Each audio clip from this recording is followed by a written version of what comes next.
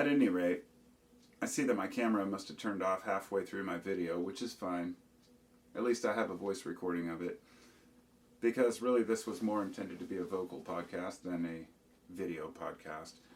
But at any rate, I just wanted to kind of hopefully point out that people and our choices of what we do in our lives, what is progress, isn't defined by what society tells us is progress. Because as a whole, what we're doing is not working.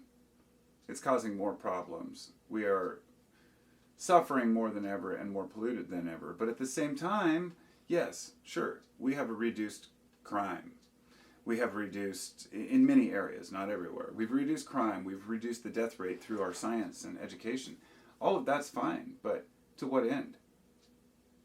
Is it better to live a good life and live to be 60, or a mediocre life and live to be 100? We haven't thought these things through, and we don't really understand why we desire what we desire, and why we feel the way we do about things. And I mean as a whole, many individuals have, but as a society, we don't step back and question what progress really is. And in my opinion, progress is getting back to the basics.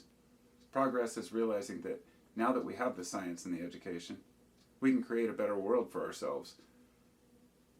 I see people rejecting technology more than ever before. Not just because it's something new or strange, like in the old days, like, oh, it's radio, or, TV's going to kill our youth. A lot of this ended up being somewhat true. I think that living our lives is the most important thing. No matter how much information we have to embrace and to, educate ourselves on, we can't process it all. Because the exponential growth of knowledge has grown far beyond what we as individuals can utilize in our lives. So the best thing that we can do is to live our lives as best we can, and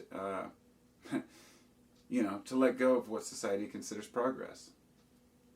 Raise the kids you have the way you want to raise your kids. Start your business and run it the way you want to run it.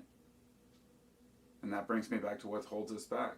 There are people who would have you arrested for raising your kids the way you want. There are people who will have your business shut down if you sell herbs that people don't agree with, or if you have a topic people don't like, and they'll censor your channel or get you kicked off a platform.